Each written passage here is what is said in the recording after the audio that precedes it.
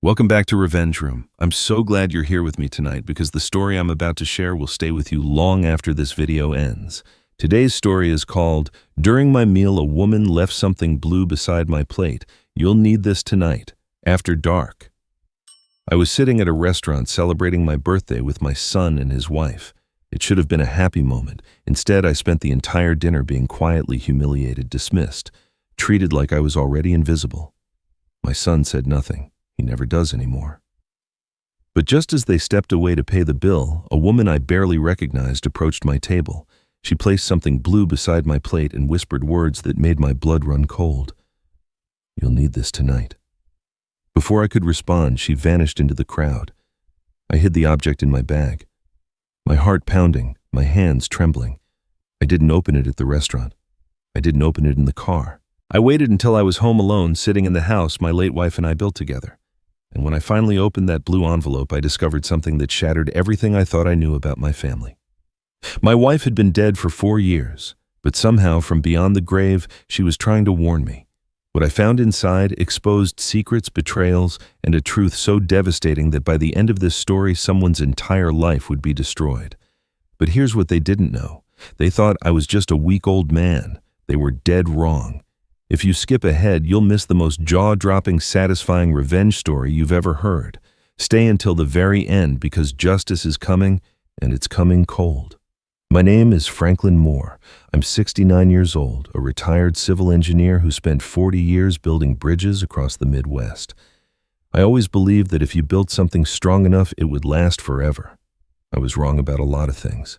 That evening at the restaurant was supposed to be a celebration. My 69th birthday. Ethan had called the week before, his voice carrying that careful tone he uses when Lauren is listening. "Dad, we want to take you out. Somewhere nice. Lauren picked the place." I should have known then. Lauren always picks the place, the time, the conversation, the silence. She picks everything now, and my son lets her. The restaurant was one of those upscale establishments with dim lighting and menus without prices. Lauren ordered for the table before I could open my mouth. "Dad doesn't need to look at all those options," she said with a smile that never quite reached her eyes. Too overwhelming at his age. Ethan studied his water glass like it contained the secrets of the universe. He didn't defend me. He never does anymore. Throughout dinner, Lauren steered every conversation back to herself, her achievements, her plans for the future. When I tried to share a memory about Helen, about how she used to make my birthday cake from scratch every year, Lauren cut me off mid-sentence. "That's sweet, Dad. But let's focus on the present, shall we? Dwelling on the past isn't healthy for someone your age." She patted my hand like I was a child who needed correcting. Ethan said nothing. His eyes stayed fixed on his plate, and I watched my son disappear a little more into the man his wife had shaped him to become. I excused myself to use the restroom, if only to escape the suffocating weight of their performance. When I returned, Lauren and Ethan were at the front counter paying the bill, and that's when she appeared. A woman approached my table with purpose in her step. She was perhaps my age, maybe a year or two younger, with silver hair pinned neatly and eyes that carried a grief I recognized. I knew her face but couldn't place her name. Then it clicked. Dorothy. Dorothy Caldwell. She had attended Helen's funeral 4 years ago, stood in the back, left before I could thank her for coming. She didn't sit down. She simply placed a blue envelope beside my plate and leaned close. "Helen asked me to wait for the right moment," she whispered. "This is the right moment." Her eyes flickered toward Lauren at the counter and something passed across her face. Not anger, something deeper, pain, recognition, warning. Before I could ask a single question, she turned and walked away, disappearing through a side door like smoke dissolving into air. I grabbed the envelope and slipped it into my jacket pocket just as Lauren's heels clicked back toward the table. "Ready to go, Dad?" she asked, her smile firmly in place. "You look tired. We should get you home." The drive back was silent, except for Lauren's commentary about traffic and property values. Ethan drove. He always drives when Lauren is in the car. I sat in the back seat, the envelope pressing against my chest like a second heartbeat. When they dropped me off, Lauren didn't walk me to the door. "Take care of yourself, Dad," she called from the car window. "We worry about you alone in that big house." The words sounded like concern. They felt like a threat. I stood in my kitchen for a long time after they left. The house was quiet in that specific way it had been since Helen passed. 4 years of silence. 4 years of eating alone, sleeping alone, existing in the spaces she used to fill. I placed the blue envelope on the table and sat across from it, like it was a guest I wasn't sure I wanted to receive. Helen's handwriting was on the front. Just my name. Franklin. Her letters had always been precise, elegant, unmistakable. I would recognize her handwriting anywhere in any lifetime. My hands trembled as I reached for it, then pulled back. Something in my gut whispered that this envelope was a door, and once I walked through it, I could never return to the man I was before. The moonlight shifted through the window, casting pale light across the table. The envelope seemed to glow in the darkness. My wife had been dead for 4 years, but somehow, from somewhere beyond the silence of her grave, she was still trying to tell me something. I didn't sleep that night. Instead, I wandered through the house like a ghost, haunting my own memories. Helen's reading chair still sat by the window where she used to spend Sunday mornings with her novels and her coffee. I had not moved it in 4 years. Her favorite mug, the one with the chipped handle that she refused to replace because I'd given it to her on our 10th anniversary, still occupied the same spot in the cabinet. I could not bring myself to use it or put it away. The walls held photographs of our life together. Our wedding day, Ethan's childhood vacations we had taken when we still believed the future would be kind. I had stayed in this house because leaving felt like abandoning her.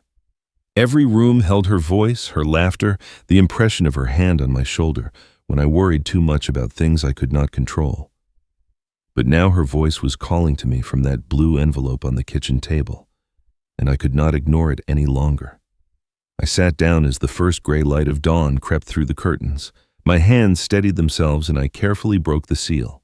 Inside were 3 items: a small USB drive, a handwritten letter folded twice, and a photograph I had not seen in decades, our wedding photo. Helen in her simple white dress, me in a suit that was too tight because I'd been too nervous to eat for 3 days before the ceremony. We looked impossibly young. We looked like people who believed love was enough to protect them from anything. I unfolded the letter and Helen's handwriting filled my vision. The first line stopped my breath. If you're reading this, Dorothy has seen what I feared would happen. I'm so sorry, my love. I hoped I was wrong. I prayed I would never need to write these words, but if this letter has found you, then my prayers were not answered and you need to know the truth. She explained everything. 6 years ago, shortly after Ethan married Lauren, Helen had begun to notice things, small things at first. The way Lauren's eyes lingered on our house, calculating its value. The questions she asked about our retirement accounts, our investments, the property we owned. Helen wrote that most people looked at loved ones when they entered a room. Lauren looked at assets. I told myself I was being paranoid, Helen wrote. I wanted so badly to believe that Ethan had found happiness, but the longer I watched her, the more I saw. She was not building a life with our son. She was building a position, and we were not family to her. We were obstacles. Helen had begun her own quiet investigation. She spoke to people who knew Lauren before she met Ethan. She discovered inconsistencies in the stories Lauren told. A previous marriage that was never mentioned, a pattern of behavior that Helen called too calculated to be coincidence. I do not have all the answers yet, she wrote, but I have left you the tools to find them. The USB contains everything I have gathered. Listen to it when you are alone. Trust no one in our family until you understand what you are dealing with. And when you are ready, find Michael Thornton. He is my attorney. He has been holding documents for you that I could not risk leaving in this house. He will explain everything I could not put in writing. The letter ended with words that broke something inside me. I wish I could be there with you, Franklin. I wish I could hold your hand through what comes next. But if you are reading this, then I have already left you, and I am sorrier for that than you will ever know. Just remember, I did not leave you unprotected. I would never leave you unprotected. You are my heart, and even death cannot stop me from guarding what I love. I set the letter down and wiped my eyes. Then I retrieved my old laptop from the study, plugged in the USB drive, and opened the single audio file it contained. Helen's voice filled the room. It was like she was sitting beside me. That warm, steady tone she used when she was about to explain something important. I closed my eyes and let her voice wash over me, grief and gratitude tangled together in my chest. Franklin, my love, if you are listening to this, then the worst has happened and I need you to be strong. I have spent the last 2 years quietly investigating the woman our son married. What I have found disturbs me deeply. Lauren is not who she pretends to be. There is darkness in her past that she has buried, and I believe she married Ethan not for love but for access. Access to us. Access to everything we have built. She detailed her findings. Financial records that did not add up, references that could not be verified, a former life that Lauren had erased so thoroughly it raised more questions than answers. There is something they do not know, Franklin, Helen continued, her voice dropping lower. Something I have put in place that they cannot see coming, and when they find out it will be too late for them. But you need Michael Thornton to understand what I have done. He holds the keys to everything. The recording paused. I thought it was over. Then Helen spoke one final time, her voice barely above a whisper. I have done something to protect you, my love, but you will need Michael Thornton to understand what. Find him, and whatever you do, do not let them know you are awake. The audio ended. The room fell silent, but Helen's warning echoed in the emptiness like a bell that would not stop ringing. I found Dorothy's number tucked inside the blue envelope written on a small card in Helen's handwriting. I called her the next morning, my voice still rough from a sleepless night spent replaying Helen's recording until I had memorized every word. Dorothy answered on the second ring, as if she had been waiting. I was wondering when you would call, she said.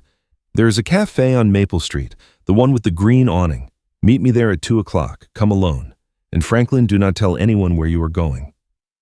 The cafe was small and quiet, tucked between a bookstore and an antique shop, the kind of place where conversations could happen without being overheard. Dorothy was already seated in a corner booth when I arrived, a cup of tea cooling in front of her. In the daylight, I could see her more clearly than I had at the restaurant. She was elegant, in that understated way women of her generation often are. But grief had carved itself into every line of her face. Her eyes held the kind of weariness that comes from carrying secrets too heavy and too long. She gestured for me to sit. I ordered coffee I did not intend to drink and waited for her to speak first.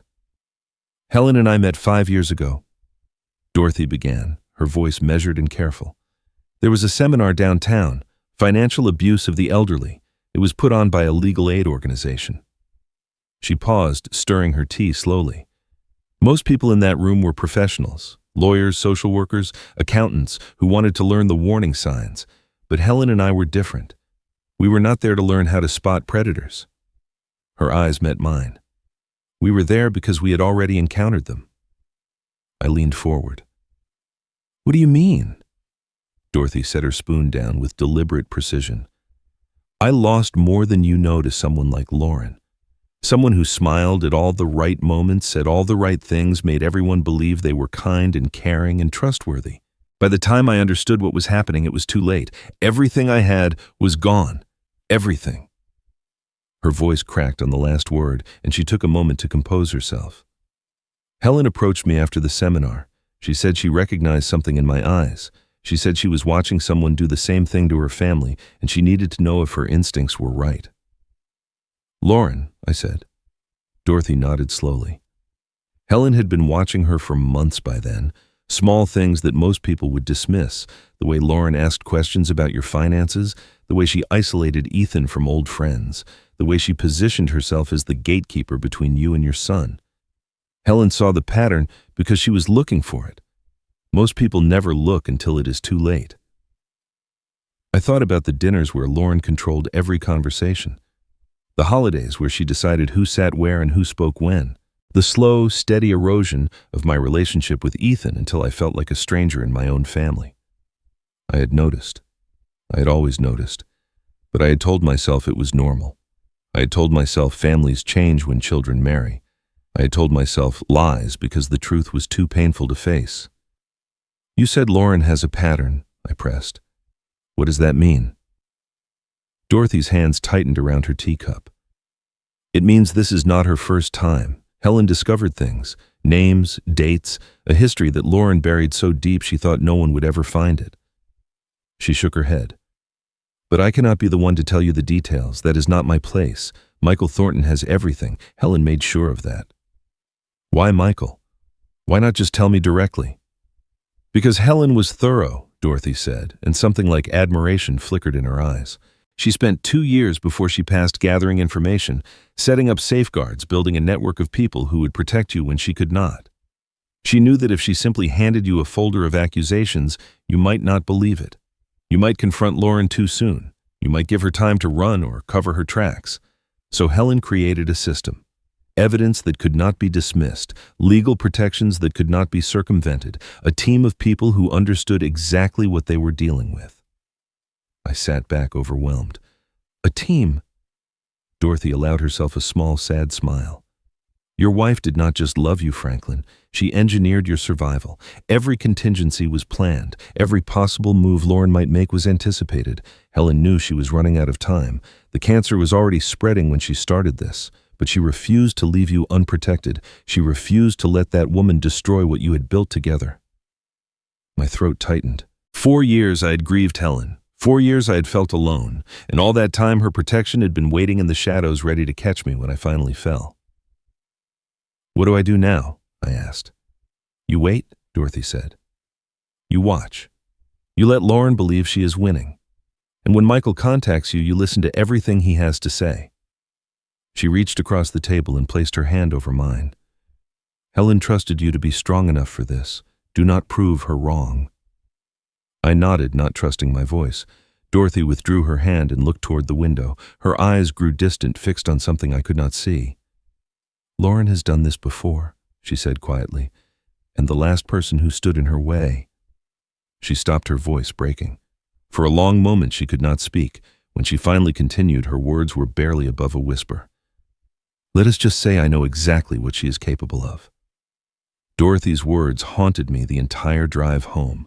I know exactly what she is capable of. The phrase repeated in my mind like a warning bell that would not stop ringing.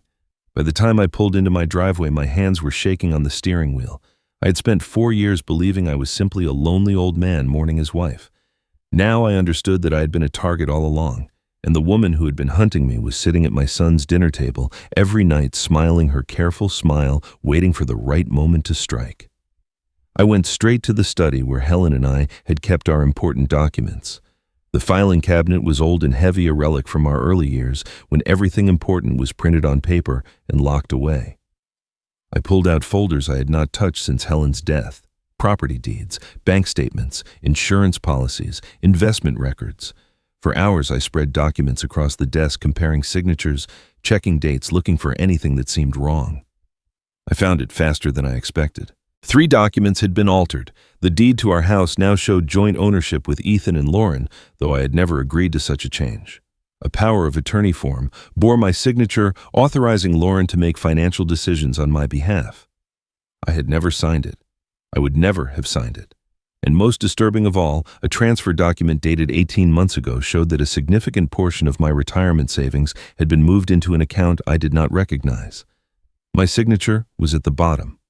The handwriting was close to mine, but not quite right. Someone had practiced. Someone had studied how I wrote my name and reproduced it well enough to fool a casual observer. My stomach dropped. It was one thing to suspect. It was another to hold the evidence in your hands and know that the woman your son married had been systematically stealing your life. I thought about calling the police. I thought about confronting Ethan. I thought about driving to Lauren's house and demanding an explanation. But Helen's voice echoed in my memory. Do not let them know you are awake. There was a reason she had said that. There was a reason she wanted me to find Michael Thornton first. I retrieved the card Dorothy had given me with Michael's number. My fingers trembled as I dialed. A woman answered and transferred me after I gave my name. 30 seconds later, a calm, measured voice came on the line. Mr. Moore Matol. Michael Thornton said, I have been waiting for this call for 4 years. He arrived at my house within 3 hours. He was younger than I expected, perhaps late 50s, with graying hair and the kind of steady presence that comes from years of delivering difficult news to people who are not prepared to hear it. He carried a leather briefcase that looked older than my marriage. When I showed him the altered documents spread across my desk, he studied them with an expression I could not read. You found them, he said. It was not a question. Lauren has been forging my signature. I replied, struggling to keep my voice even. She's been transferring my assets. She has been stealing everything Helen and I built together. Michael looked at me then, and something shifted in his eyes. It might have been respect. It might have been relief. Mr. Moore, I need you to sit down. What I'm about to tell you is going to change everything you think you know about the last 4 years." I sat. My heart pounded against my ribs. Michael opened his briefcase and withdrew a folder thick with documents. "Those papers you found, the altered deeds and forged signatures, Helen planted them." I stared at him. "What do you mean, planted?" "Your wife anticipated this," Michael said.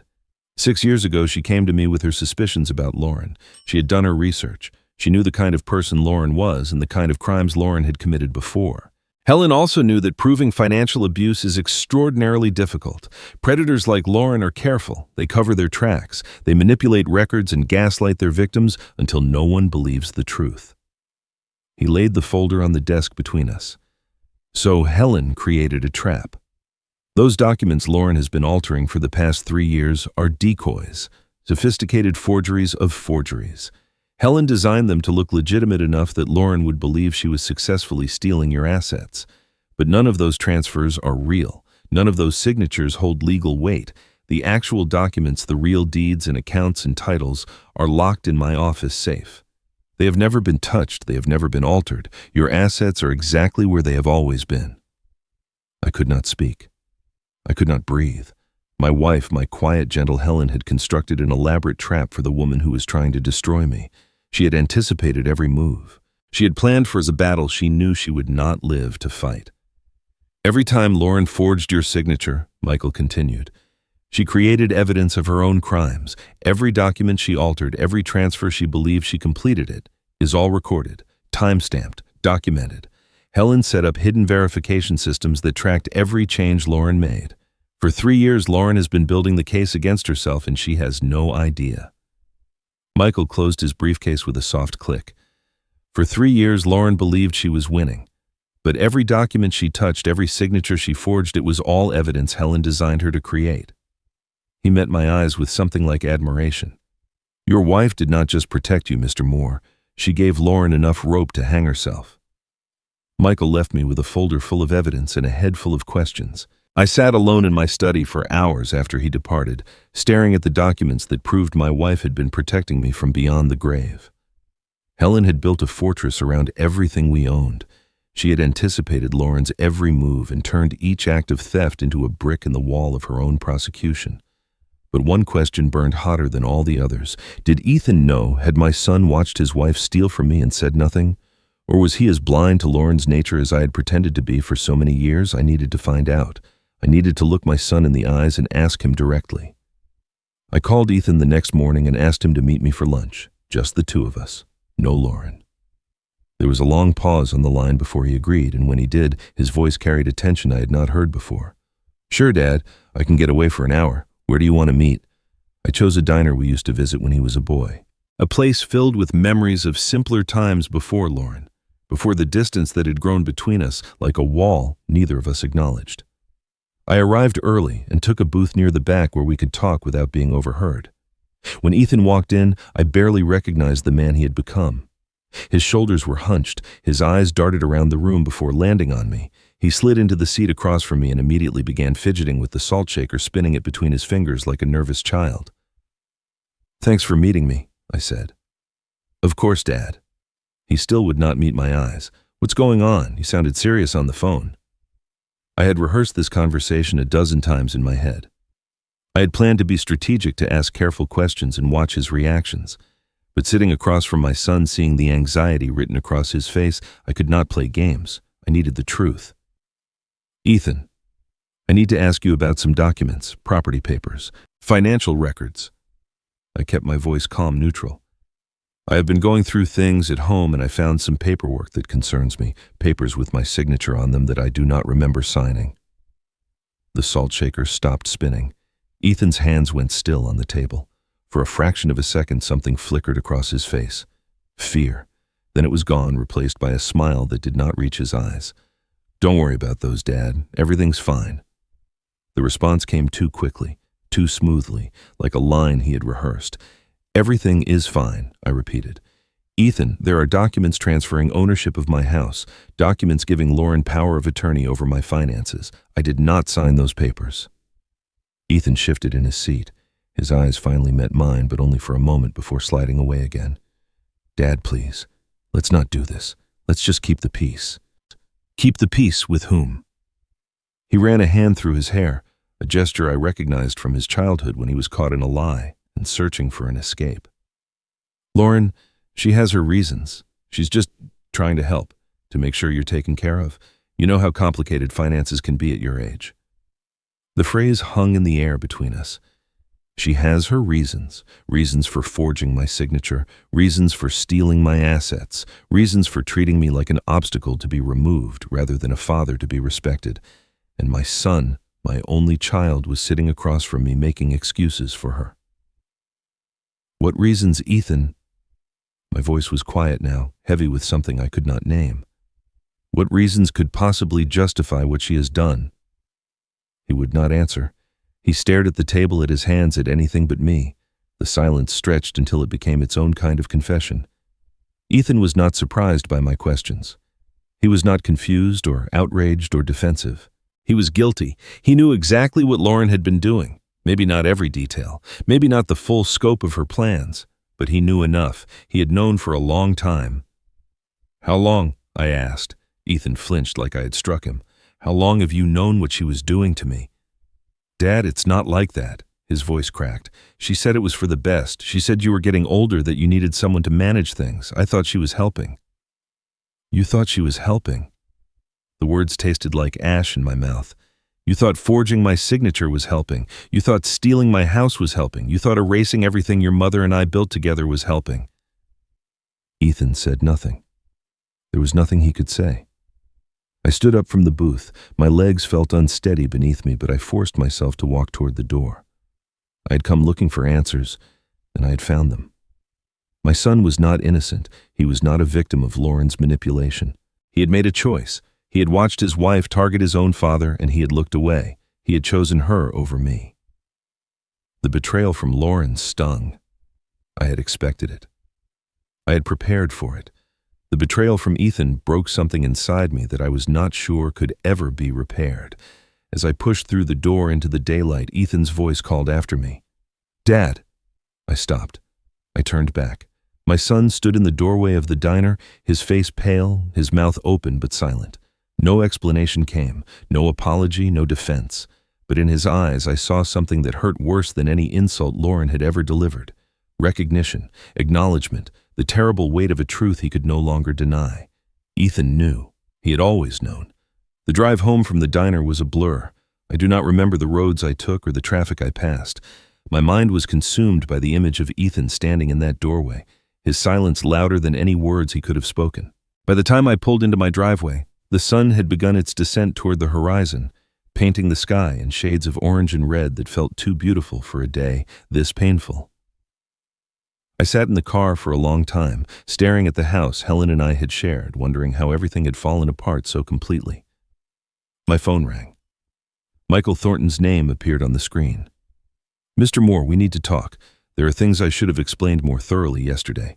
May I come by this evening? I told him yes. What else could I say? Helen had trusted this man with everything. Now I needed to understand why. Michael arrived as the last light faded from the sky. He carried the same leather briefcase and wore the same composed expression, but there was something different in his eyes tonight. A weariness that suggested he was carrying burdens of his own. I led him to the study where we had spoken before, and we sat across from each other in chairs that had witnessed decades of quiet evenings with Helen. I need to explain the legal structure your wife created, Michael began. It's important that you understand exactly what we're dealing with and why Lauren has already lost even though she doesn't know it yet. He opened his briefcase and withdrew a thick document bound in blue paper. This is Helen's revocable living trust. She established it 7 years ago and revised it several times before her death. The trust holds all of your major assets, including the house, your investment accounts, and the properties you own jointly. As the surviving spouse, you are the primary beneficiary and the sole trustee. I nodded through the legal terminology swam in my head. What makes this trust unusual, Michael continued, is a clause Helen insisted on including. It's called a no contest clause, sometimes referred to as an in terrorem clause. In simple terms, it means that if any beneficiary or potential beneficiary attempts to challenge the trust contest its terms, or fraudulently alter any documents related to the estate, they automatically forfeit all inheritance rights, completely, permanently, no exceptions. The weight of his words settled over me, and Lauren triggered this clause. The moment she forged your first signature, Michael confirmed, every document she altered, every transfer she attempted, every power of attorney she fabricated, it all constitutes fraud against the trust. Under the terms Helen established, Lauren has forfeited any claim to your estate. She cannot inherit. She cannot contest. She has no legal standing whatsoever. I leaned back in my chair, trying to absorb the magnitude of what Helen had done. She had not merely protected our assets. She had built a legal fortress with walls so high that Lauren could never climb them, no matter how many documents she forged or signatures she faked. Helen thought of everything, I said quietly. Michael's professional demeanor flickered. Something passed across his face, a shadow of emotion he quickly suppressed. She was remarkable, he said, his voice softer than before. She believed everyone deserved a chance to change. She even gave Lauren that chance once. I looked up sharply. What do you mean? Michael hesitated. For a long moment he seemed to wrestle with how much to reveal. Before Helen got sick, before she put all of this in motion, she tried to reach Lauren directly. She sat down with her privately and told her that she knew what Lauren was planning. She offered her an opportunity to walk away, to be a real wife to Ethan, to become part of the family genuinely. He shook his head slowly. Lauren laughed at her. She told Helen that old women should mind their own business and that no one would believe her anyway. The cruelty of it stole my breath. Helen, my gentle Helen, had extended an olive branch to the woman who was trying to destroy us, and Lauren had thrown it back in her face. That was when Helen came to me, Michael continued. That was when she decided that if Lauren would not accept mercy, she would face justice instead. He reached into his briefcase again and withdrew a smaller envelope, this one white and unmarked. There's something else Helen left behind. Another envelope. But she was very specific about the timing. She told me not to give it to you until after everything is resolved, after Lauren has faced the consequences of her actions, after the legal matters are settled. He placed the envelope back in his briefcase carefully. I don't know what's inside. Helen sealed it herself. But whatever it is, she wanted you to have it at the end, not the beginning. I wanted to demand he give it to me now. I wanted to tear it open and hear whatever final message Helen had left. But I'd learned to trust my wife's judgment even from beyond the grave. If she wanted me to wait, I would wait. Michael stood and gathered his things. At the door he paused and turned back to face me. The composed attorney was gone. In his place stood a man carrying his own private grief. Mr. Moore, I need you to understand something. I'm not doing this just because Helen was my client. He paused, struggling to find the right words. His jaw tightened.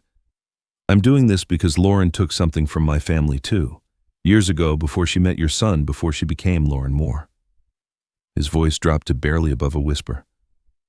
And Helen was the one who helped me survive it. Before I could respond, he opened the door and stepped into the night. We'll speak again soon, Mr. Moore. For now, continue watching. Continue waiting. And whatever you do, do not let Lauren know that the trap is already closed around her. Michael's revelation stayed with me through the night. Lauren had destroyed other families before mine. She had left a trail of victims stretching back years, and somewhere in that trail was someone Michael loved. The knowledge hardened something inside me. This was no longer just about protecting my assets or honoring Helen's memory. This was about stopping a predator who had been hunting for far too long. But stopping her required patience. It required strategy. And most importantly, it required Lauren to believe she was winning. The next Sunday, Ethan and Lauren came for their usual visit. I had spent the morning preparing not my home but myself. When they arrived, I greeted them at the door with a confused expression. Ethan, is that you? I thought you were coming tomorrow. Lauren's eyes flickered with interest. Ethan looked uncomfortable. No, Dad, we always come on Sundays. Remember? I shook my head slowly, rubbing my temple. Sundays, yes, of course. I must have gotten confused. Come in, come in. Throughout the afternoon, I played my role carefully. I asked Lauren the same question 3 times within an hour. I forgot the name of the restaurant where we had celebrated my birthday. I stumbled over words and lost my train of thought mid-sentence. Each slip, each moment of manufactured confusion was a brushstroke in a portrait I was painting for Lauren's benefit, the portrait of a feeble old man whose mind was failing, an easy target growing easier by the minute, and Lauren drank it in like wine. I watched her watching me. Each time I repeated myself, her posture relaxed a little more. Each time I fumbled for a word, her smile grew a little wider. She thought she was seeing the natural decline of an aging man. She thought her moment was approaching. She had no idea she was watching a performance designed by a woman who had known her better than she knew herself. 2 weeks later, Lauren arrived at my house alone. No Ethan, no pretense of a family visit. She carried a folder under her arm and wore an expression of practiced concern. "Dad, I've been worried about you," she said, settling onto my couch like she owned it. "You've seemed so forgetful lately, confused. It breaks my heart to see you struggling." I nodded slowly, playing along. "I have been having trouble remembering things, names, dates. It frightens me sometimes." Lauren leaned forward, her voice dripping with false sympathy. "That's exactly why I'm here. I've been talking to some professionals, and they suggested we put some safeguards in place, for your protection." She opened the folder and spread several documents across my coffee table. The headers mentioned healthcare and medical decisions. The language was dense with legal terminology designed to obscure rather than clarify. But I had spent 40 years reading engineering contracts and construction documents. I knew how to spot manipulation hiding behind technical language. These were not healthcare papers. Buried in the fine print were clauses granting Lauren complete control over my finances, my property, my entire life. Sign these documents, and I would become a prisoner in my own existence, with Lauren holding every key. "Just sign here, Dad." She pointed to a line at the bottom of the first page. "It's for your own protection, so we can make sure you're taken care of if anything happens." I picked up the documents and studied them with exaggerated slowness. I let my hands tremble slightly. I squinted at the words like a man whose eyes were failing along with his mind. "This is a lot to take in," I said finally. "Let me think about it, dear. I want to read everything carefully before I sign anything." Disappointment flashed across Lauren's face, quickly masked by another sympathetic smile. "Of course, Dad. Take your time, but don't wait too long. We want to make sure you're protected." She left shortly after promising to check in again soon. I walked her to the door and watched her climb into her car. She sat in the driveway for a moment, her phone pressed to her ear. The window was cracked open, the evening was quiet, and Lauren's voice carried farther than she realized. "No, he didn't sign yet, but he will. Just like last time, don't worry, he'll sign. They always do." My blood turned to ice, just like last time. The words confirmed everything Dorothy and Michael had implied. Lauren had done this before. She had targeted another family, another victim, another life she had systematically dismantled. And whoever that victim was, they had signed. They had trusted her. They had handed over everything, and Lauren had taken it all. They always do. The casual confidence in her voice made my stomach turn. To Lauren, this was routine, a pattern she had perfected. Find a target, gain their trust, isolate them from family, then harvest everything they had built over a lifetime. She spoke about destroying lives the way other people spoke about grocery shopping. I stood at the window long after her car disappeared down the street. The documents she had left sat on my coffee table waiting for a signature that would never come. But Lauren did not know that. Lauren believed she was weeks, maybe days away from completing her conquest. She believed her performance had been flawless, her manipulation undetectable. She had no idea that every move she made was being recorded. Every document she presented was more evidence for the case Helen had built. Every confident smile was another step toward her own destruction, like last time. The words burned in my memory like a brand. Somewhere out there was another family who had suffered at Lauren's hands, another victim who had trusted the wrong person, another life she had dismantled without remorse. And if Helen was right, if the trap she had constructed worked the way Michael described, I was holding the key to stopping Lauren permanently, not just for myself, for everyone she had ever hurt, and for everyone she would never get the chance to hurt again. The weeks that followed tested every ounce of patience I possessed. I continued playing my role, the forgetful old man sliding gently toward incompetence. Lauren continued pushing, calling more frequently, stopping by unannounced, always with another document that needed my signature or another concern about my well-being. I deflected each attempt with vague promises and manufactured confusion, but the performance was wearing me thin. Every forced smile, every pretended stumble, every moment of feigned weakness scraped against my soul like sandpaper. I had spent my entire life building things that lasted. Now I was pretending to crumble, and the pretense was becoming harder to bear than I had anticipated. Then came the birthday party. My grandson Tommy was turning 7. Lauren had organized the celebration at their house, inviting extended family, neighbors, and friends from Ethan's work. I arrived with a wrapped gift and a smile that felt like a mask nailed to my face. The house was full of noise and laughter, children running through rooms, adults clustered in conversations I was not invited to join. I found a chair in the corner and watched the chaos unfold, feeling more like a ghost than a grandfather. Lauren found me there. She always found me. "Dad, you're sitting all alone," she announced loudly enough for nearby guests to hear. "Are you feeling all right? You look confused." I assured her I was fine. She smiled, that smile I had learned to recognize as a warning. "It's just that you've been so forgetful lately." She continued, her voice carrying across the room. Conversations nearby stuttered and paused. People were listening. At his age, it's understandable. Memory issues are so common in seniors. We've been talking about whether Dad should still be living alone. It's such a big house, and he gets so confused sometimes. The relatives shifted uncomfortably. A neighbor I had known for 20 years looked at me with something that might have been pity. I searched the room for Ethan, desperate for my son to say something, anything to defend me. He stood by the kitchen doorway, his eyes fixed on the floor. He said nothing. He did nothing. He let his wife paint me as a senile old man in front of everyone who mattered, and he did not lift a single finger to stop her. The humiliation burned through me like acid. I excused myself, claiming I needed to use the bathroom. I wandered down the hallway, grateful for any escape from the crowded room and the whispers I could feel following me. But as I passed the master bedroom, movement caught my eye. Through the half-open door, I saw Lauren standing by her dresser, hurriedly shoving something into her purse. A photograph. I glimpsed it for only a moment before it disappeared. A man's face, dark hair, a smile that looked practiced. It was not Ethan. Lauren turned and saw me watching. For one unguarded second, her expression transformed. The warmth vanished. The concerned daughter-in-law disappeared.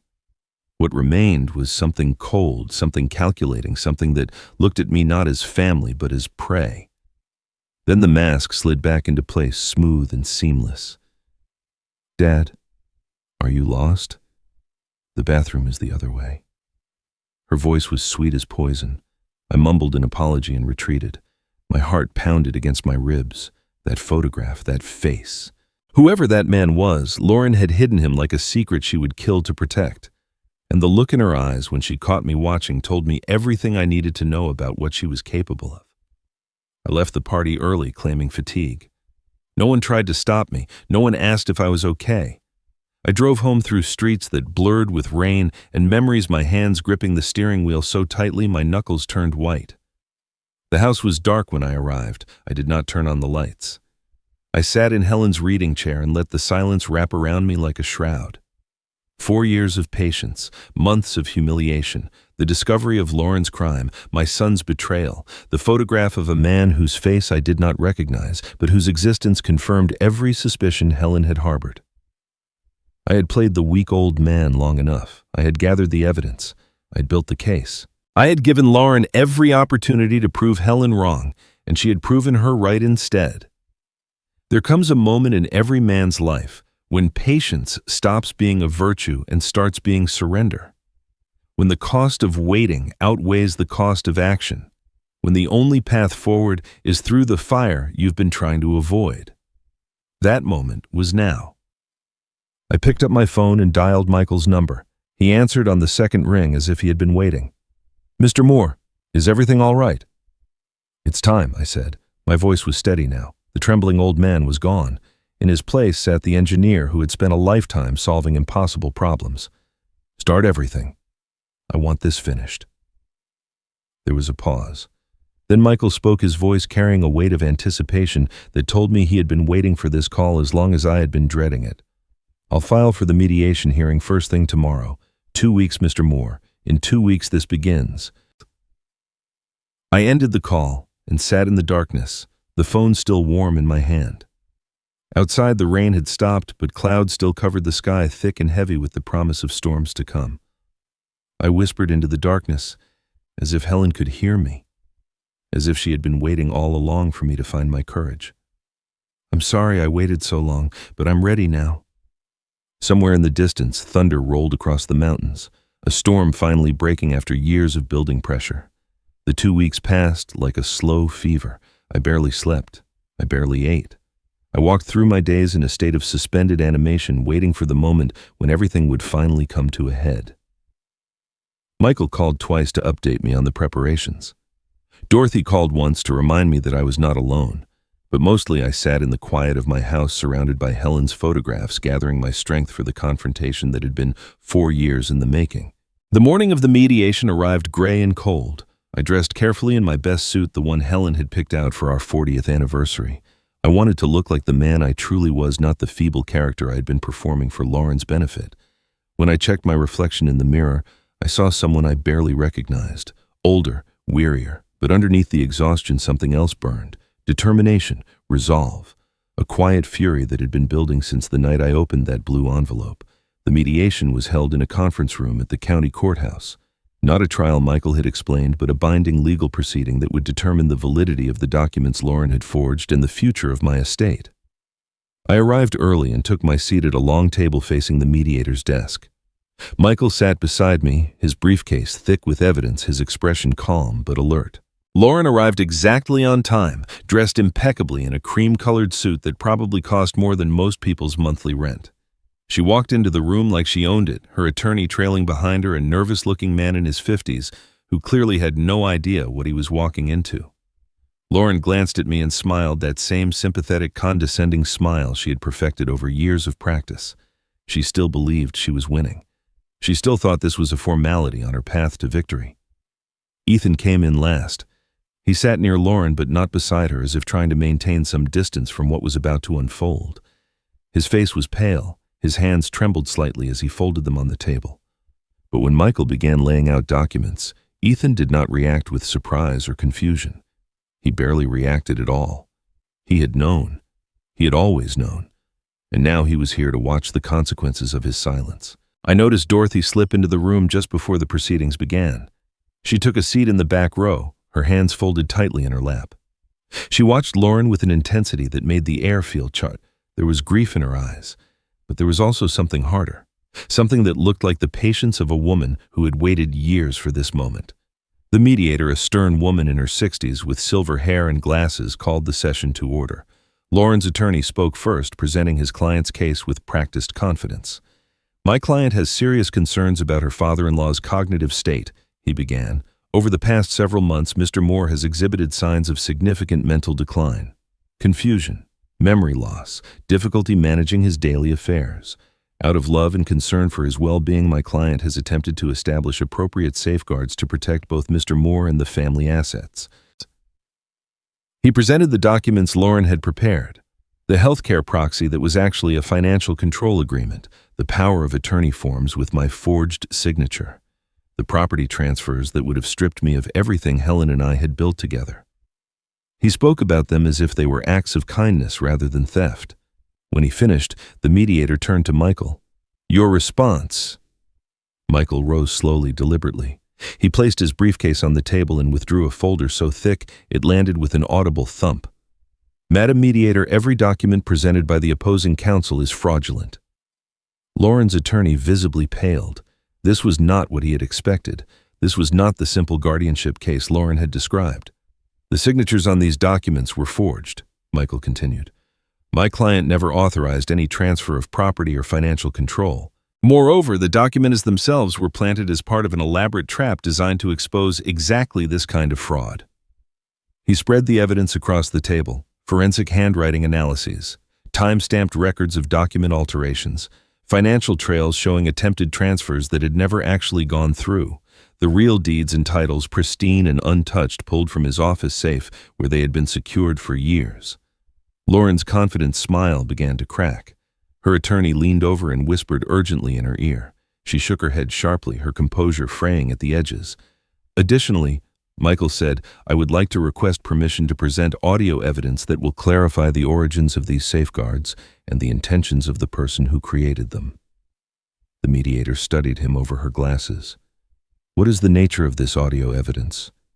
A recording made by my client's late wife, Helen Moore, shortly before her death. In it, she explains why she believed her daughter-in-law posed a threat to her husband's safety and financial security. She also details the protective measures she put in place to ensure that threat could be neutralized. Lauren's attorney objected, citing hearsay and relevance. The mediator overruled him. Given the serious allegations of fraud, I'll allow it. You may play the recording. Michael reached into his briefcase and withdrew a small digital player. He connected it to speakers the court had provided and positioned his finger over the play button. Across the table, Lauren's face drained of color. Her hands gripped the edge of the table so tightly her knuckles turned white. She recognized what was about to happen. She recognized that voice even before it spoke, the voice of a dead woman who was about to deliver her testimony from beyond the grave. The mediator nodded. You may proceed. Michael pressed play, and Helen began to speak. The room fell silent. Every breath, every rustle of clothing, every heartbeat seemed to stop as Helen's voice filled the space.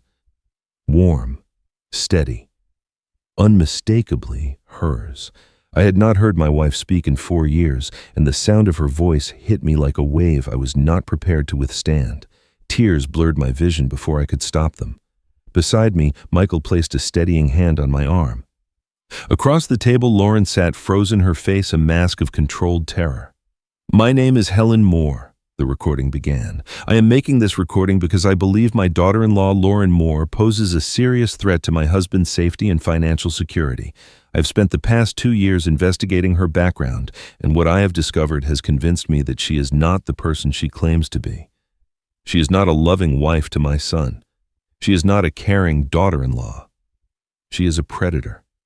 And if you are hearing this recording, it means my worst fears have been confirmed. Helen's voice was calm, methodical. The voice of a woman who had thought carefully about every word she was speaking. She explained how her suspicions began. Small things at first. The way Lauren asked about property values. The way she steered conversations toward finances. The way she slowly isolated Ethan from his childhood friends and extended family. Helen described how she had tried to dismiss her concerns, how she had wanted desperately to believe that her son had found happiness, but the evidence kept mounting. I gave her a chance to change, Helen continued. I sat down with Lauren privately and told her I knew what she was doing. I offered her an opportunity to walk away from whatever scheme she was planning and become a genuine member of our family. She laughed at me. She told me I was a foolish old woman who should mind her own business. She said no one would ever believe me. That was when I knew I had to take action. Lauren's attorney shifted uncomfortably in his seat. He had clearly not been briefed on any of this. He glanced at his client, searching for guidance, but Lauren's eyes were fixed on the speaker, as if she could stop the words through sheer force of will. Helen's voice grew more serious. What I'm about to reveal is the result of 2 years of careful investigation. I have documentation to support every claim I am making. Lauren Moore was not always Lauren Moore. Her maiden name was Lauren Carter. Before she met my son, she was married to a man named Richard Thornton. In the back row, Dorothy made a small sound. I turned and saw tears streaming down her face. Her hands gripped the edge of her chair so tightly the wood creaked beneath her fingers. Richard Thornton died in 2017, Helen continued. The official cause of death was heart failure. He was 40 years old. There was no autopsy, no investigation. Within 3 months of his death, Lauren had inherited his entire estate, an estate that Richard had explicitly planned to leave to his mother, Dorothy Caldwell. The original will was never found. A new will, allegedly signed by Richard shortly before his death, left everything to Lauren. Dorothy tried to contest it, but she lacked the resources to fight Lauren's attorneys. She lost everything: her son, her inheritance, her faith that justice existed in this world. Lauren suddenly stood her chair, scraping against the floor with a harsh screech. "This is hearsay," she shouted. "You cannot use a dead woman's accusations as evidence. This is inadmissible. This is slander." The mediator raised her hand. Mrs. Moore, you will remain seated and silent until the recording is complete. Any further outbursts will result in sanctions. Lauren's attorney pulled her back down into her chair. She sat rigidly. Her composure shattered her carefully constructed mask lying in pieces around her. For the first time since I had known her, Lauren looked afraid. Helen's voice resumed, undeterred by interruptions she could not hear. I'm not asking anyone to take my word for this. The documentation I have gathered includes forensic analysis of Richard Thornton's will showing signs of potential forgery, financial records tracing Lauren's movements in the months before and after Richard's death, testimony from neighbors and colleagues who witnessed Lauren's behavior during their marriage, and most importantly, a pattern of targeting vulnerable people, gaining their trust, isolating them from family, and then taking everything they have. She paused. When she spoke again, her voice had changed. It was softer now, more personal, as if she were no longer speaking to a room full of strangers, but to one person alone. Lauren, if you are hearing this, it means you did not stop. It means that after I confronted you, after I gave you the chance to change, you continued down the path you had chosen. It means you targeted my husband the same way you targeted Richard. It means I was right about you. And it means my husband now knows exactly who you are. The recording paused. The silence in the room was absolute. I looked at Lauren and saw something I had never seen before. Beneath the anger, beneath the fear, there was a flicker of something else, recognition. She knew she had been caught. She knew the game was over, and for one brief moment, the predator looked like prey. Helen's voice returned one final time, barely above a whisper, intimate as a confession spoken in the dark.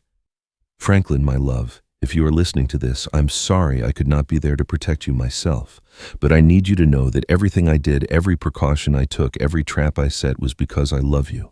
I have always loved you, and even death cannot stop me from keeping you safe. The recording ended. The room remained frozen, and in the silence that followed, I felt Helen's presence beside me, as real and as warm as the day we first met. The echo of Helen's voice lingered in the room like perfume that refused to fade. No one moved. No one spoke. The mediator sat motionless behind her desk, her pen suspended above her notepad. Lauren's attorney had gone pale, his earlier confidence replaced by the dawning realization that he had been brought into something far larger and darker than a simple family dispute. And Lauren herself sat rigid in her chair, her eyes darting between the speakers and the door, calculating escape routes that no longer existed. Michael broke the silence. He rose from his seat and approached the mediator's desk with a second folder thicker than the first. Madam Mediator, with your permission, I would like to present corroborating documentation for the claims made in Mrs. Helen Moore's recording. The mediator nodded. Lauren's attorney immediately objected. This is highly irregular. My client has not had an opportunity to review these materials. We request a continuance to prepare a proper response. Denied, the mediator said flatly. Given the serious allegations of fraud and the potential criminal implications, I am allowing the evidence. You may review and respond after the presentation. Michael laid out the documents one by one, narrating as he went. First came Richard Thornton's medical records from the years before his death. Annual checkups showing a healthy man in his late 30s with no history of heart problems. Then a single hospital report from the night he died listing cardiac arrest as the cause with no further investigation requested. Richard Thornton was 40 years old when he died, Michael explained. He had no family history of heart disease, no warning signs, no prior symptoms. Yet his death was never questioned. No autopsy was performed. Next came the wills. Michael produced two documents side by side. The first was dated 3 years before Richard's death, notarized and witnessed, leaving his entire estate to his mother, Dorothy Caldwell. The second was dated 2 weeks before he died, leaving everything to his wife, Lauren Carter Thornton. The signatures on the two documents looked similar, but not identical. Michael presented a forensic analysis showing significant discrepancies in the handwriting. The second will appeared mysteriously after Richard's death. Michael continued, It was never registered with his previous attorney. It was never mentioned to his family.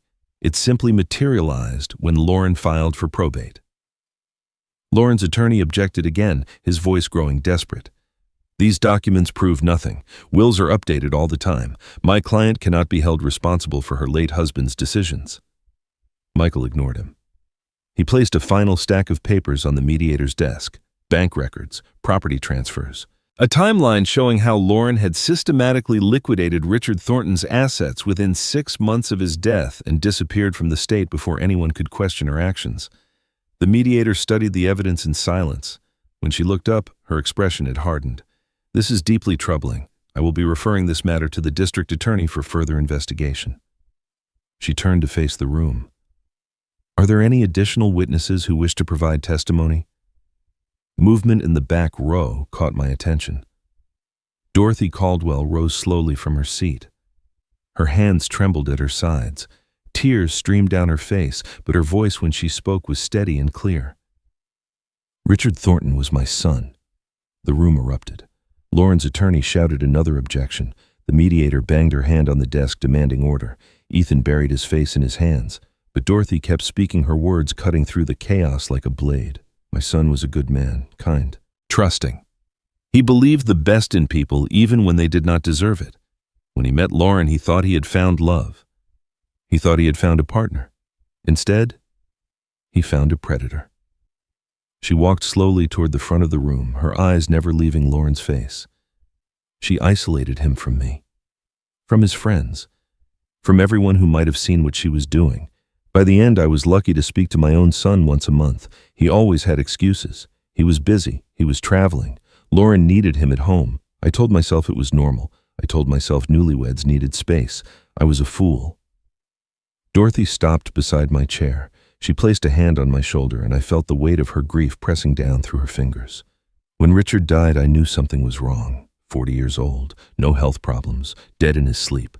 And suddenly, there was a new will no one had ever heard of, leaving everything to the woman who had spent 3 years cutting him off from everyone who loved him.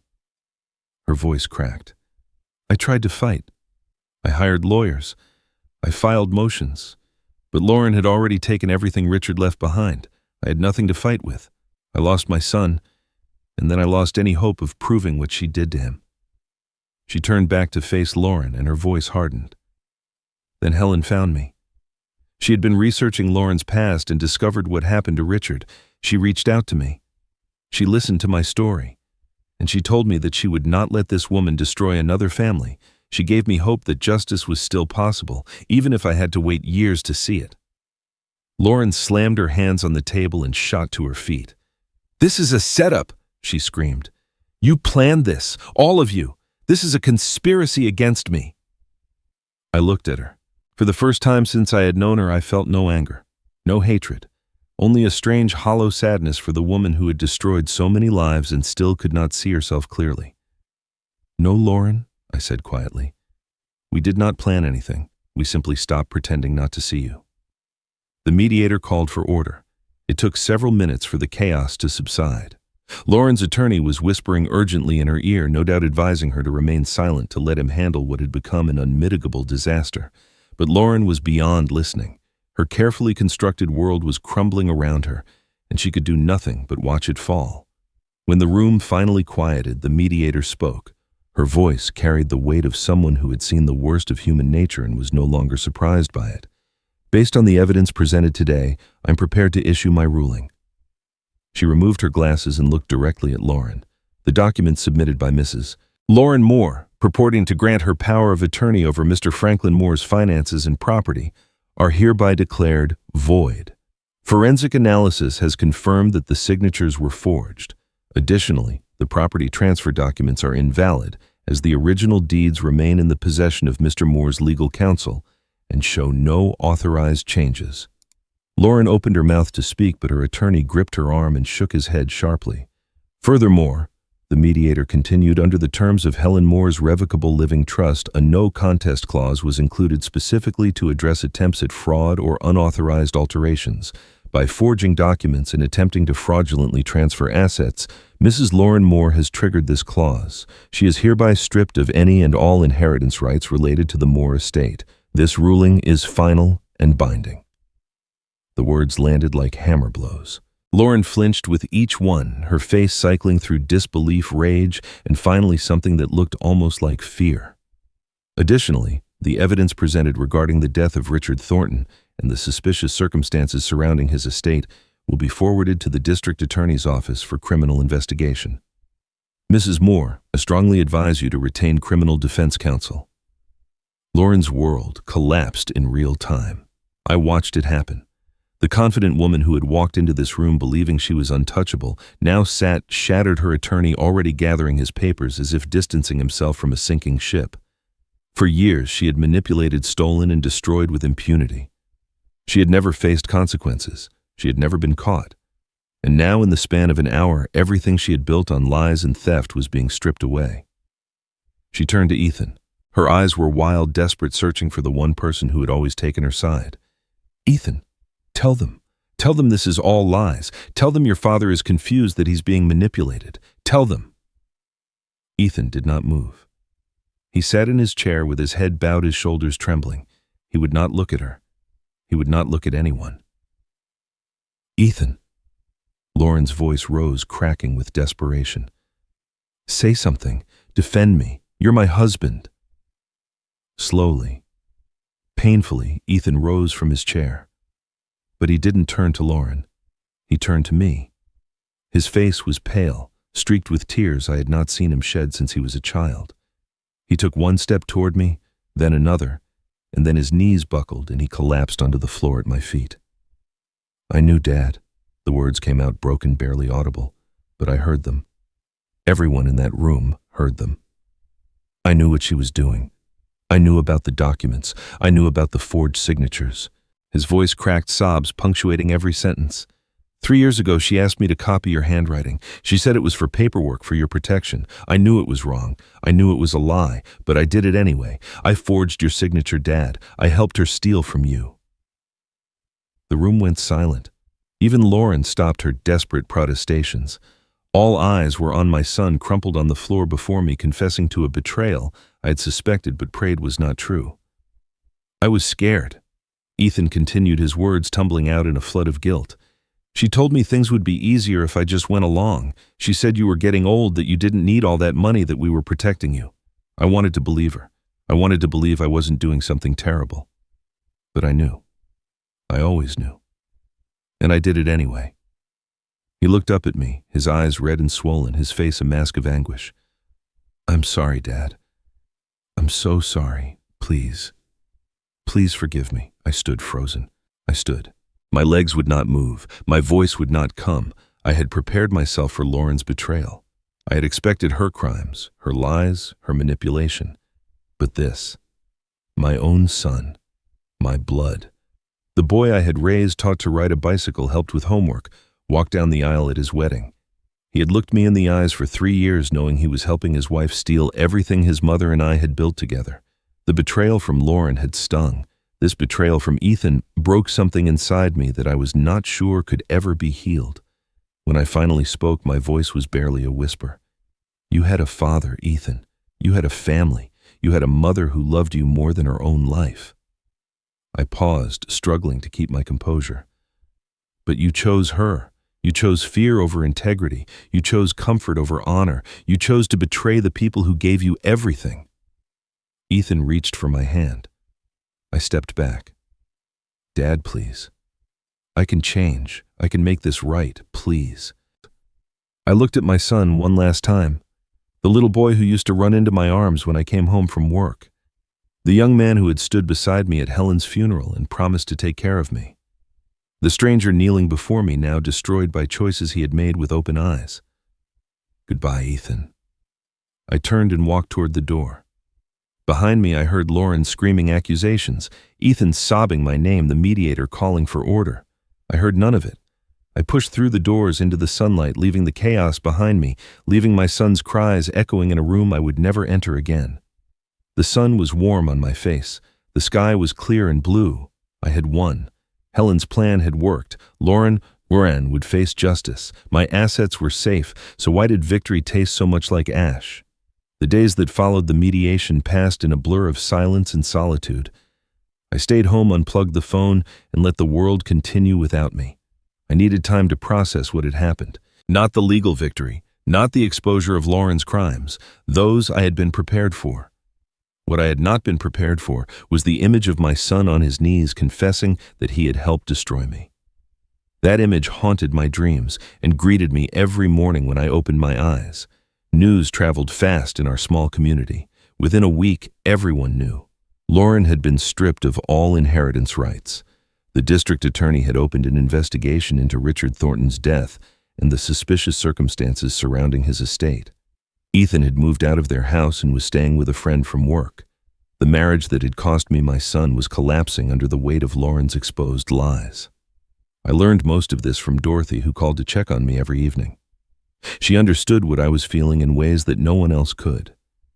She had walked this road before. Me had lost her son to the same predator who had tried to take everything from me. We didn't talk much during those calls. Sometimes we simply sat in silence on opposite ends of the line, two people bound together by grief and the strange comfort of shared survival. On the 5th day after the mediation, Lauren came to my house. I saw her car pull into the driveway and considered not answering the door. But something told me this needed to happen, this needed to end properly. I opened the door and found her standing on my porch looking nothing like the confident woman who had once controlled every conversation and every room she entered. Her hair was unwashed, her eyes were red and swollen, her designer clothes had been replaced by wrinkled jeans and a sweater that looked like it had been slept in. "Please," she said, her voice cracked on the word, "please, I can explain everything. If you would just let me talk to you, I can make you understand." I studied her face. The mask was gone. What remained underneath was something small and desperate, a creature who had built her entire existence on manipulation and was now discovering that manipulation could not save her. "Lauren," I said quietly, "I don't hate you." Hope flickered in her eyes. She took a step forward. I held up my hand to stop her.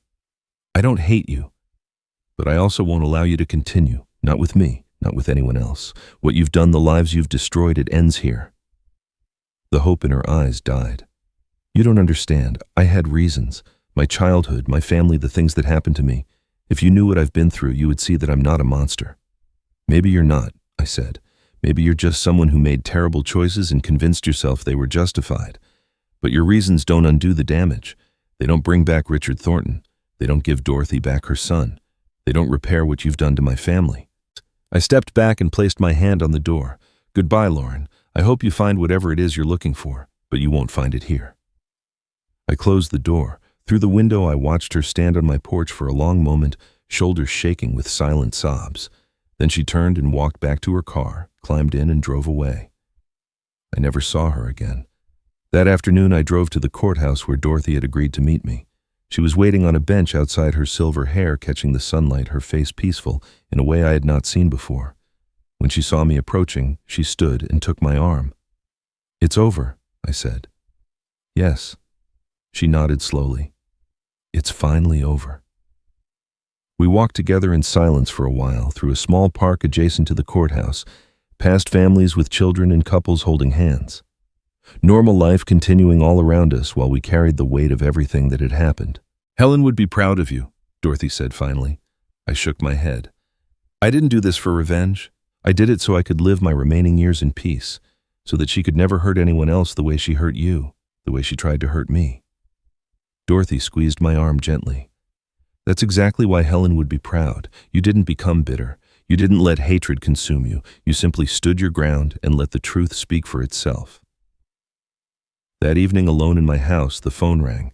Michael Thornton's name appeared on the screen. "Mr. Moore, sir," he said when I answered. "I hope I'm not disturbing you." "Not at all. What can I do for you, Michael?" There was a pause, longer than usual. When he spoke again, his voice carried a weight I had not heard before. "There's something else Helen left behind. Another envelope. I mentioned it once before, but I told you it wasn't time yet." He paused again. "It's time now." "What kind of envelope?" "This one wasn't for you, Mr. Moore. It was for Lauren. Helen wrote it years ago before she got sick, before any of this happened. She asked me to give it to you after everything was resolved. She wanted you to read it. She wanted you to understand." I frowned, confusion mixing with curiosity. A letter for Lauren. Why would Helen write to her? Michael's pause stretched too long. When he finally answered, his voice was barely above a whisper. Because Mr. Moore, your wife, tried to save her first, before the trap, before the evidence, before any of it. Helen reached out to Lauren and offered her a chance to change. What's in that letter, the words Helen wrote it, changes everything you think you know about Helen's plan. Michael arrived at my house the next morning carrying a single white envelope. It looked ordinary, the kind you might use for a birthday card or a thank you note, but I knew from the weight in Michael's eyes that what it contained was anything but ordinary. We sat in the study, the same room where Helen and I had spent countless evenings reading together, talking about our days, planning for a future we believed would stretch on forever. Michael placed the envelope on the desk between us, but didn't push it toward me. He seemed to be gathering his thoughts, preparing to reveal something he had carried alone for years. "Before you read this," he said slowly, "I need to tell you the full story, the story Helen asked me to keep until you were ready to hear it." I nodded, my hands folded in my lap, waiting. Richard Thornton was my cousin. Michael's voice was steady but heavy. We grew up together. He was like a brother to me. When he met Lauren, I was happy for him. She seemed charming, attentive, everything he had been looking for. I didn't see what she really was until it was too late. None of us did. He paused, staring at a point somewhere beyond my shoulder. After Richard died, after Lauren took everything and disappeared, I was devastated. Not just from grief, but from guilt. I was an attorney. I should have seen the signs. I should have protected him. Instead, I watched my cousin's life get erased as if he had never existed. Michael reached into his jacket and withdrew a photograph. He handed it to me. It showed a young man with dark hair and a warm smile standing beside an older woman I recognized immediately, Dorothy. The resemblance was unmistakable. "That was taken at his 30th birthday," Michael said. 10 years before he died, before Lauren found him. I studied the photograph, this man I had never met whose fate had become intertwined with my own through the cruelty of one woman. "How did Helen find you?" I asked. Michael almost smiled. "She found me because she was looking. Years before any of this, before Lauren even met Ethan, Helen helped my daughter." He hesitated. "My daughter was involved with someone dangerous, a man who was manipulating her, isolating her, draining her finances. Classic predator behavior. I was too close to see it clearly, but Helen did. She had met my daughter at a charity event and recognized the signs immediately. Helen intervened. More than intervened, she sat my daughter down and showed her exactly what was happening. She connected her with resources, with counselors, with people who understood what she was going through. She helped her escape before it was too late." Michael's voice thickened with emotion. "Your wife saved my daughter's life, Mr. Moore. And when she started investigating Lauren and discovered the connection to Richard, she came to me. She told me what she suspected. She asked for my help building a case, and she told me about the letter." He gestured toward the white envelope on the desk.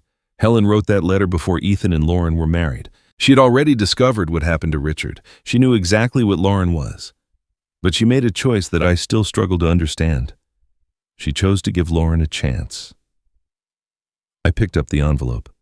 My hands trembled as I broke the seal and withdrew the single sheet of paper inside. Helen's handwriting filled the page, familiar and heartbreaking. The letter was dated 7 years ago, for the wedding, before any of the safeguards were put in place, for Helen knew she was dying.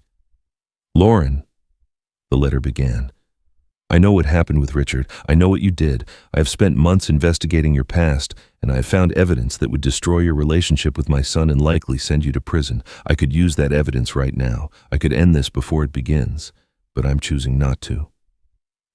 My breath caught in my throat. I'm choosing not to because I believe people can change. I have seen the worst of humanity, but I have also seen redemption. I have seen people transform themselves when given the opportunity. So I am offering you that opportunity now. If you truly love my son, if there is any part of you that wants to be more than what you have been, prove it. Become someone worthy of his love. Become someone worthy of being part of this family. The letter continued, Helen's words flowing with a grace and compassion that made my heart ache. "I am gambling on your humanity, Lauren. I am betting that somewhere inside you is a person who wants to be better. Please do not make me regret this gamble. Please do not force me to use what I know, because if you hurt my family, if you target my husband, if you continue down the path you have been walking, everything I have gathered will come to light, and there will be no second chances." I turned to the final paragraph, my vision blurring with tears. I hope I'm wrong about you. I hope that years from now, I will look back on this letter and laugh at my own paranoia. I hope you will prove me wrong and become the wife my son deserves. But if I am right, if you cannot change, know this: Franklin will never be alone. I have made sure of that. I have built a network of people who will protect him when I cannot, people who owe me their lives, their families, their futures. They will watch over him. They will catch him when he falls. And they will ensure that justice finds you no matter how long it takes. I set the letter down on the desk. Tears streamed freely down my face. Helen had known. She had known everything before our son even married Lauren. And instead of destroying the relationship, instead of exposing Lauren immediately, she had chosen mercy. She had chosen hope. She had gambled on the possibility of redemption. And when that gamble failed, when Lauren proved her right, Helen had made sure I would never face the consequences alone. Even in death, she was still protecting me. The weeks after reading Helen's letter were filled with a strange and unexpected peace. I had spent so long preparing for battle, so long bracing for confrontation, that I had forgotten what stillness felt like. Now, with Lauren facing criminal investigation and the legal matter settled, I found myself standing in the wreckage of my old life, wondering what to build next. The house was the first thing to go. Helen and I had raised Ethan in that house. We had celebrated holidays, weathered storms, grown old together within its walls. But now those walls held too many ghosts. Every room reminded me of what had been lost: Ethan's childhood bedroom where I had once read him stories, the kitchen where Helen had taught him to cook, the living room where Lauren had sat across from me, smiling her predator's smile while plotting to take everything.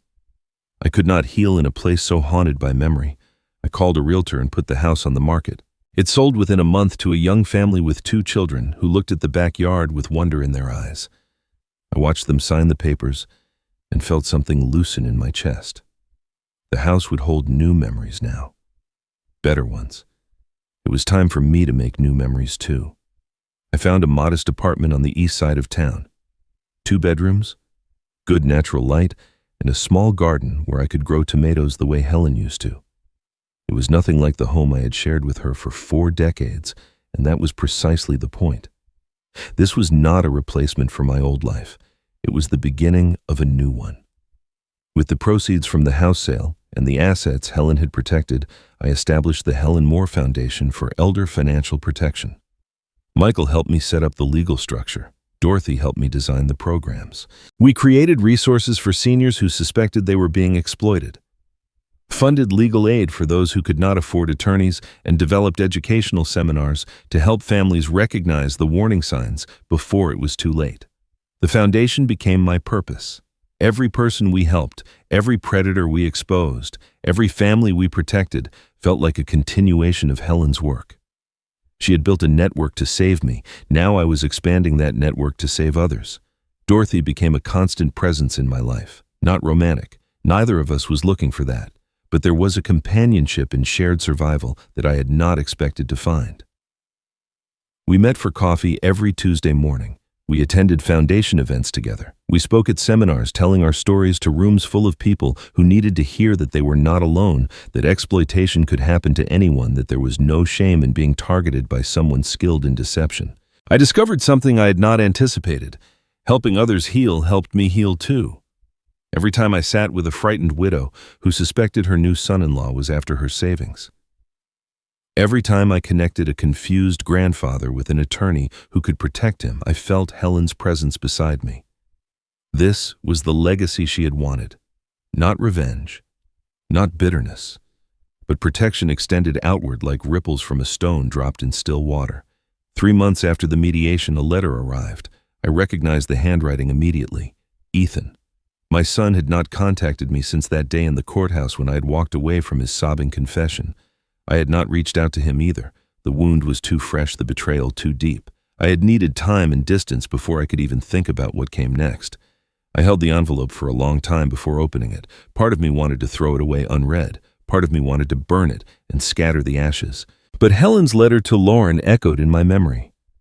She had given a predator a chance at redemption. Could I do any less for my own son? I opened the envelope. The letter was short. Ethan did not ask for forgiveness. He did not make excuses or offer justifications. He simply wrote that he understood if I never wanted to see him again. but if there was any possibility of talking, just talking, he would wait. He would wait as long as it took. He signed it with his name and nothing else. No love, no your son, just Ethan. I set the letter on my kitchen table and stared at it for 3 days. I thought about the boy he had been, the man he had become, the choices he had made and the choices that still lay before him. I thought about Helen's belief that people could change her gamble on Lauren's humanity that had ultimately failed. Was Ethan different? Could he become the man his mother had raised him to be? Or was he too damaged, too compromised, too lost to ever find his way back? I didn't know the answer. But I realized I would never know unless I opened the door. On the 4th day, I sat down and wrote my reply. The words came slowly, each one weighed and measured. Ethan, I received your letter. I'm not ready to forgive you. I may never be ready. What you did was not a mistake or a moment of weakness. It was a choice you made repeatedly over 3 years. But I'm also not ready to close this door forever. I will meet you. Not at my home. At the coffee shop on Main Street, Saturday at 10, and understand this clearly. This is a conversation, not forgiveness. Forgiveness takes time. It takes proof. It takes change that I can see, not words that I can hear. Come prepared to listen more than you speak. I signed it, Franklin, not Dad, not yet. I sealed the envelope and walked to the mailbox at the end of my street. The afternoon sun was warm on my face.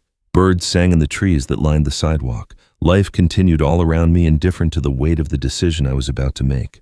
I paused with my hand on the mailbox door. Sending this letter meant opening a door I had slammed shut. It meant risking more pain, more disappointment, more betrayal. It meant trusting that somewhere inside the man who had forged my signature was still the boy who had once looked up at me with wonder and called me his hero. Helen's voice echoed in my mind as clear as if she were standing beside me. Kindness with boundaries, my love. Not kindness without limits. And not cruelty instead of kindness. I dropped the letter in the mailbox and walked home. Saturday arrived with the quiet inevitability of all days that carry weight. I woke early, dressed carefully, and drove to the coffee shop on Main Street, with my heart beating a rhythm I had not felt since the morning of the mediation. The last time I had seen my son, he had been on his knees confessing to crimes I had suspected but prayed were not true. Now I was about to sit across from him and discover whether anything remained worth salvaging. Ethan was already there when I arrived. He sat at a corner table, his hands wrapped around a cup of coffee he did not appear to be drinking. He looked older than I remembered, thinner. The confident young man who had once stood silent while his wife humiliated me had been replaced by someone hollowed out by guilt and consequence. When he saw me approach, he started to rise, then stopped, uncertain of the protocol for greeting a father you had betrayed. I sat down across from him without ceremony. "Thank you for coming," he said. His voice was rough, as if he had not used it much lately. I almost didn't. He nodded, accepting this. "I wouldn't have blamed you if you hadn't." We sat in silence for a moment. Around us, the coffee shop hummed with ordinary life. Couples on dates, students studying, friends catching up. None of them knew that at our small corner table, a father and son were attempting to bridge a chasm that might prove unbridgeable. "I'm not here to ask for forgiveness," Ethan said finally. "I know I don't deserve it. I'm not sure I'll ever deserve it." "Then why are you here?" He looked down at his untouched coffee. "Because I want the chance to earn it. Not with words, with actions, with time, with whatever it takes to prove that I'm not the man I was when I made those choices." I studied my son's face, searching for the boy I had raised, the young man I had loved, the person I had believed him to be before Lauren revealed the cracks in his foundation. He was still in there somewhere beneath the guilt and the shame. But whether he could find his way back to that person was not something I could determine. That was his journey to make. "You lost the right to be called a good son," I said slowly. "What you did, the choices you made, they cannot be undone. They cannot be explained away or justified." Ethan flinched but did not look away. "But you haven't lost the chance to become a good man. That possibility still exists. It will take years, not months. It will take consistent action, not occasional gestures. And it will require you to face the truth about yourself without flinching." I paused. "That's up to you now, not me." He nodded, tears welling in his eyes, but not falling. "I understand. I hope you do." We talked for another hour. Not about Lauren or the mediation or the crimes that had brought us to this point. We talked about smaller things, his job, his apartment, the therapy he had started. It was not reconciliation. It was not forgiveness. It was simply two people who shared blood attempting to find a foundation solid enough to build something new upon. Whether we would succeed remained to be seen. When I returned to my apartment that afternoon, the sunlight was streaming through the windows in golden sheets. I made myself a cup of tea and sat at the small desk I had placed beneath the window. The blue envelope rested there where I had kept it since moving in. A reminder of everything Helen had done to protect me. I took out the wedding photograph one last time. Helen and I, impossibly young, standing at the beginning of a journey that would span 4 decades and transcend even death. I turned the photograph over, intending to place it in a frame I had purchased, and there on the back I discovered writing I had somehow missed before. Helen's handwriting faded but legible. Kindness without boundaries is an invitation to be used, but kindness with boundaries is love that protects itself. Build fences, my darling, but leave gates. I read the words 3 times, letting them settle into my bones. This was Helen's final lesson, the summary of everything she had tried to teach me through the elaborate architecture of her protection. Be kind, but not foolish. Set limits, but allow for redemption. Protect yourself, but do not close yourself off from the possibility of healing. I placed the photograph on my desk beside a vase of lilies, Helen's favorite flowers. The sunlight caught the glass and scattered rainbows across the wall. I was not alone. Helen was here in every boundary I had learned to set, every relationship I had chosen to repair or release. She was here in the foundation that bore her name and the people we had helped together, in the network of survivors she had built to catch me when I fell. I had survived. More than that, I had found peace. I sat in the warm afternoon light, the blue envelope resting beside Helen's photograph.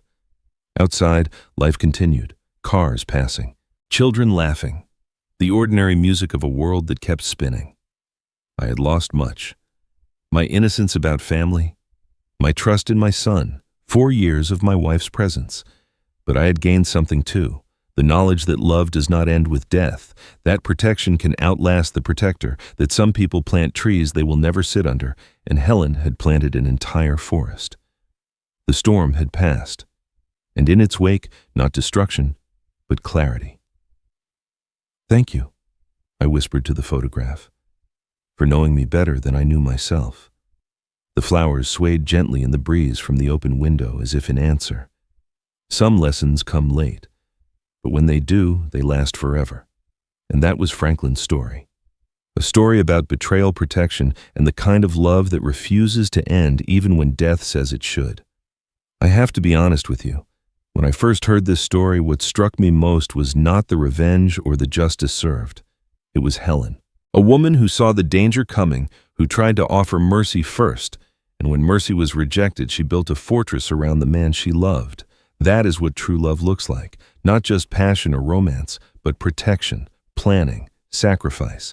Here is what I want you to take away from this story. First, trust your instincts. If someone in your family makes you feel uneasy, if their kindness feels like performance, pay attention. Your gut knows things your mind has not processed yet. Second, document everything. Keep records, save messages, note dates. In a world where predators hide behind smiles, paper trails become your armor. Third, and this is the hardest one, kindness without boundaries is not kindness. It is an invitation to be used. You can be generous and still protect yourself. You can be forgiving and still demand respect. Those things are not opposites. They are partners. If this story touched you, I would love to hear your thoughts in the comments. Have you ever had to set boundaries with family? Have you ever discovered someone was not who they pretended to be? Share your experience. Your story might be the one that helps someone else recognize the danger in their own life before it is too late. Thank you for watching until the end. I will see you in the next story.